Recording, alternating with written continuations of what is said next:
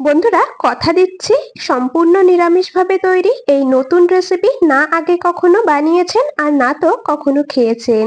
একদম নরম তুলতুলে, মুখে দেওয়ার সাথে সাথেই মিলিয়ে যায়। সম্পূর্ণ নিরামিষ একদম নতুন স্বাদের রেসিপি আজ আপনাদের সাথে শেয়ার করছি। আশা করছি আপনাদের দারুণ পছন্দ হবে। ভাত, রুটি, পরোটা, ফ্রাইড রাইস, পোলাও যে কোনো কিছুর সাথেই খেতে দুর্দান্ত লাগে। তাহলে চলুন এবার রেসিপিটা শুরু করা যাক। সবার প্রথমে নিয়েছি মুগের ডাল। ডালগুলোকে পরিষ্কার করে ধুয়ে 2 থেকে 3 ঘন্টা জলে ভিজিয়ে নিয়েছিলাম আর এখন জল ঝরিয়ে নিয়েছি। দেখুন 2 থেকে 3 ঘন্টাতেই ডাল কিন্তু খুব সুন্দরভাবে ভিজে গেছে, সুন্দর নরমও হয়ে গেছে। এখন ডালগুলো বেটে নিতে হবে, সেজন্য নিয়ে নেব একটা মিক্সির জারের মধ্যে। এর মধ্যে 3টে আমি কাঁচা লঙ্কা দিয়ে ডাল একদম মিহি করে বেটে নেব। বন্ধুরা, আপনাদের কাছে একটা রিকোয়েস্ট, আপনারা কিন্তু ভিডিওটা স্কিপ করে দেখবেন না। স্কিপ করলে বুঝতে পারবেন না যে আমি কোন পদ্ধতিতে কি কি মশলা ব্যবহার করে রেসিপিটা তৈরি করলাম। সঠিক পদ্ধতি আর সঠিক মশলার ব্যবহারে রেসিপিটা তৈরি না করলে হয়তো রেসিপিটা খেতে অতটাও ভালো লাগবে না। একদম জল ছাড়া 3টে কাঁচা লঙ্কা দিয়ে মিহি করে বেটে নিয়েছি। তবে ডালগুলো যেহেতু ভেজানো ছিল কিছুক্ষণ, ডালের মধ্যে যেহেতু একটু জল ছিল, সেই জন্য কিন্তু জল দেওয়ার একদমই দরকার নেই। যতটা সম্ভব বেশ ঘন করে ডালটাকে বেটে নেবেন। চাইলে আপনারা শিলনোড়াতেও বেটে নিতে পারেন, আমি মিক্সিতে দিয়েই বেটে নিয়েছি। এরপর এর মধ্যে দিয়ে দিলাম 1 চা চামচ জিরে গুঁড়ো, দিয়ে দিচ্ছি 1/2 চা চামচ ধনে গুঁড়ো, স্বাদ মতো লবণ, আর দেবো 1 চামচ বেসন। বেসনের পরিমাণটা আপনারা ডাল বাটার ঘনত্ব অনুযায়ী দিয়ে দেবেন। যদি বেশি পাতলা হয়ে যায় তবে কিন্তু বেসনের পরিমাণটা বাড়িয়ে দেবেন। মানে ডাল বাটাটা যদি একটু পাতলা করে বাটা হয়ে যায় তাহলে বেসনের পরিমাণ বাড়িয়ে দেবেন। তো সমস্ত কিছু দিয়ে খুব ভালো করে এইরকম ভাবে ফেটিয়ে নিচ্ছি। একটা চামচের সাহায্যে বেশ কিছুক্ষণ ধরে কিন্তু ফেটিয়ে নিতে হবে। বন্ধুরা, এই সময়টা অবশ্যই কিন্তু আমাকে আপনারা কমেন্টসে জানিয়ে যাবেন আপনারা কে কোন জায়গা থেকে আমার আজকের এই রেসিপিটা দেখছেন, তবেই না আপনাদের কমেন্টসে ধন্যবাদ জানাতে পারবো। এদিকে দেখুন সমস্ত মশলা দিয়ে ডাল বাটা খুব সুন্দর করে ফেটিয়ে নিয়েছি। বাটিটাকে সাইডে সরিয়ে রেখেছি। আর এদিকে দেখুন কিছুটা পরিমাণে কাজু আর কিশমিশ ওই মোটামুটি ঘন্টাখানিকের মতো ভিজিয়ে রেখেছিলাম। এখানে ওই মোটামুটি 5 থেকে 6টার মতো কাজু বাদাম আছে আর 10-12টার মতো আছে কিশমিশ। নিয়েছি একটা মিক্সির জার, কাজু কিশমিশ গুলো দিয়ে দিলাম। দিয়ে দিচ্ছি স্বাদ মতো কাঁচা লঙ্কা। এই রেসিপিটা কিন্তু পুরোপুরি কাঁচা লঙ্কাতেই হবে, সেই বুঝে আপনারা লঙ্কা দিয়ে দেবেন যেই রকম ঝাল খাবেন। 8 থেকে 10টার মতো দিয়ে দিলাম গোলমরিচ। জল ছাড়া মশলাগুলোকে শুকনো অবস্থায় ঘুরিয়ে প্রথমে বেটে নিয়েছি। এরপর দিয়ে দিচ্ছি চামচ মেপে 4 চামচ টক দই, অল্প কিছুটা পরিমাণে দিলাম জল। টক দই দিয়ে আবারও খুব ভালো করে বেটে নিতে হবে।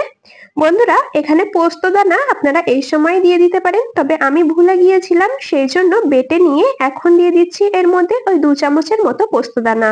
পোস্ত দানা আপনারা প্রথমেই দিয়ে দেবেন, তো আমি ভুলে গিয়েছিলাম, সেই জন্য শেষে পোস্ত দানা দিয়ে আবারও কিন্তু বেটে নিলাম। দেখুন সমস্ত কিছু দিয়ে একদম মিহি করে বেটে নিয়েছি। আর এখন এই বেটে নেওয়া মশলাটাকে নামিয়ে নেব একটা বাটির মধ্যে। বন্ধুরা, আপনারা কিন্তু যেই পরিমাণে রেসিপি তৈরি করবেন সেই অনুযায়ী সমস্ত মশলার পরিমাণ কম বেশি করে নিয়ে নেবেন। আমি যতটা পরিমাণে রেসিপি তৈরি করছি তার জন্য এইটুকু মশলাই যথেষ্ট। দেখুন এদিকে আমি বেটে নেওয়া মশলা একটা বাটিতে নামিয়ে নিয়েছি। বাটিটাকে সাইডে সরিয়ে রেখে দেবো। আর এখন চলে যাব ওভেনের কাছে। ওভেনে বসিয়েছি একটা ফ্রাইং প্যান। প্যানটা খুব ভালো করে গরম করে নিয়ে দিয়ে দিচ্ছি বেশ খানিকটা পরিমাণে সাদা তেল। তেল খুব ভালো করে গরম করে নিয়েছি। আর এখন ডালের মিশ্রণ থেকে অল্প অল্প করে নিয়ে বড়ার আকারে তেলের মধ্যে দিয়ে দেব। খুব বেশি বড় বড় করে দেওয়ার দরকার নেই, এরকম একটু ছোট ছোট করে দিয়ে দিলে দেখতেও বেশ ভালো লাগবে আর তাড়াতাড়ি কিন্তু ভাজা হয়ে যাবে। তো এইরকম ভাবে বড়ির আকারে বড়াগুলোকে তেলের মধ্যে দিয়ে দিচ্ছি। গ্যাসের ফ্লেম মোটামুটি মিডিয়াম টু লোতে রেখেই বেশ কিছুক্ষণ ধরে ভেজে নেব, যাতে করে ডাল বড়াগুলো সুন্দরভাবে ভাজা হয়ে যায়, ভেতরটা কাঁচা না থাকে। বন্ধুরা, এই রেসিপি আগে কখনো বানিয়ে খেয়েছেন কিনা অবশ্যই কিন্তু আমাকে কমেন্টসে জানিয়ে যাবেন। যদি না খেয়ে থাকেন একবার এইরকম ভাবে বানিয়ে দেখতে পারেন, আশা করছি আপনাদের ভীষণ পছন্দ হবে। আপনাদের সাথে কথা বলতে বলতে এদিকে ডাল বড়াগুলোকে বেশ কিছুক্ষণ সময় ধরে সুন্দর করে ভেজে নিয়েছি। আর এখন তেল ঝরিয়ে তুলে নেব। একটা ঝাঁঝরি হাতার মধ্যে তুলে নিয়েছি, তেল ঝরিয়ে একটা পাত্রে তুলে রাখবো। ডাল বড়া তেল ঝরিয়ে একটা পাত্রে তুলে নিয়েছি। আর এখন এই ডাল বড়া ভাজা তেলের মধ্যে দিয়ে দিচ্ছি আলু। এখানে আমি ওই 4টের মতো ছোট সাইজের আলু 2 টুকরো করে ডুমো ডুমো করে কেটে নিয়েছি, খোসা ছাড়িয়ে পরিষ্কার করে ধুয়ে নিয়েছি। এখন আলুগুলোকে বেশ কিছুক্ষণ ধরে ভেজে নিতে হবে। মোটামুটি আলু ভাজতে ভাজতেই যেন 80% মতো সেদ্ধ হয়ে যায়। অল্প পরিমাণে দিয়ে দিলাম লবণ আর এখন ঢাকা দিয়ে দিয়ে মিডিয়াম টু হাই ফ্লেমে আলুগুলোকে ভেজে নেব। বন্ধুরা, আপনারা চাইলে কিন্তু এখানে মুগের ডালের পরিবর্তে ছোলার ডাল বা মটর ডাল দিয়েও বড়াগুলোকে তৈরি করতে পারেন। তবে আমার মনে হয় এই রেসিপিটা মুগের ডাল দিয়ে তৈরি করলে বেশি ভালো হয়, কারণ মুগের ডালের যেহেতু নিজস্ব সুন্দর একটা ফ্লেভার আছে। তো যাই হোক, এদিকে আমি আলুগুলোকে কিছুক্ষণের জন্য ঢাকা দিয়ে রেখেছি, ঢাকনা খুলে নিয়েছি। খুব ভালো করে এপিট ওপিট লালচে রং করে ভেজে নেব, যাতে করে আলুগুলো ভাজতে ভাজতেই 80 থেকে 90% মতো সেদ্ধ হয়ে যায়। তো দেখুন, এদিকে আলুগুলো বেশ কিছুক্ষণ ভেজে নিয়েছি, আলুর গায়ে সুন্দর ব্রাউন কালার ধরেছে। একটা ঝাঁঝরির মধ্যে তুলে নিচ্ছি, তেল ঝরিয়ে নেব আলুর থেকে।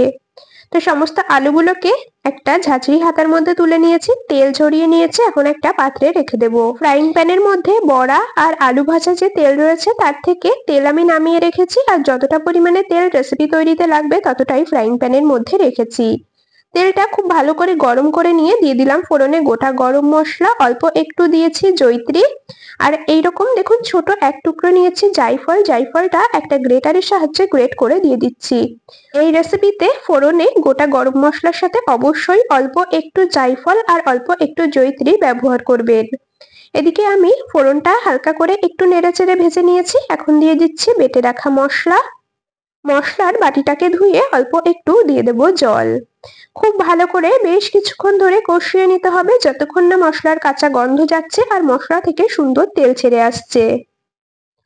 খুব ভালো করে সমস্ত কিছু নেড়েচেড়ে মিশিয়ে নিয়েছি। গ্যাসের ফ্লেমটাকে এখন কখনো মিডিয়াম কখনো হাইতে দিয়ে রান্না করে নেব।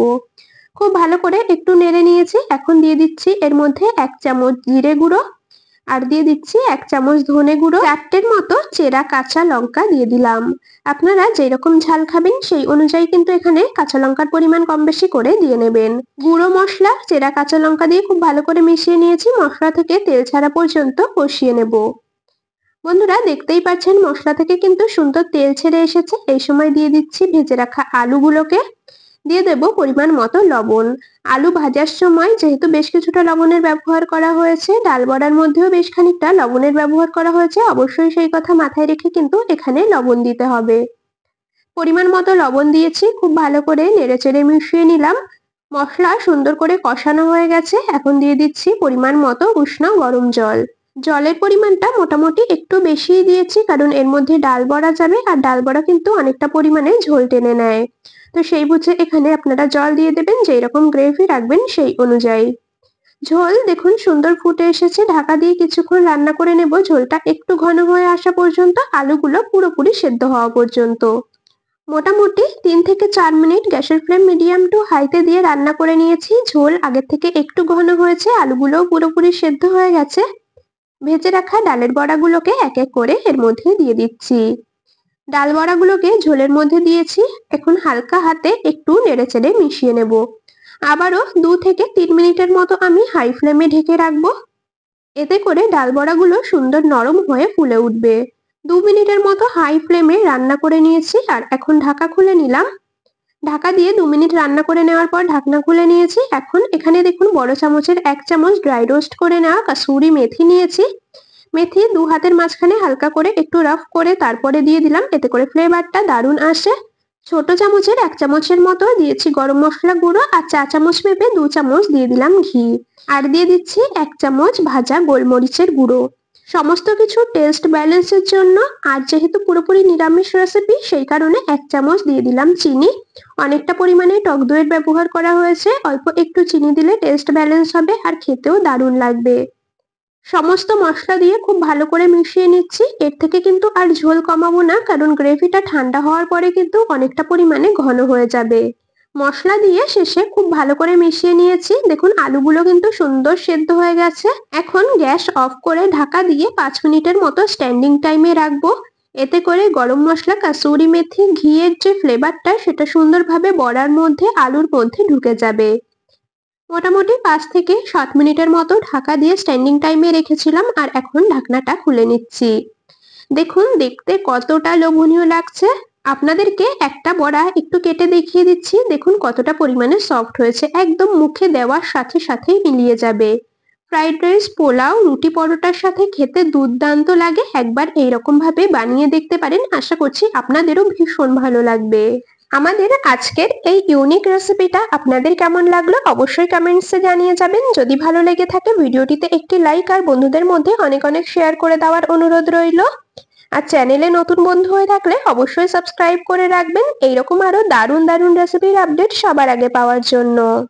আর আজকের এই ভিডিও দেখে যদি রেসিপিটা বাড়িতে তৈরি করেন অবশ্যই আমাকে কমেন্টসে জানিয়ে যাবেন রেসিপিটা আপনাদের কেমন লেগেছে। তবে বন্ধুরা আজ এখানেই শেষ করছি, আবার দেখা হবে পরবর্তী কোনো রেসিপির সাথে। ততক্ষণ সকলে ভালো থাকবেন, সুস্থ থাকবেন।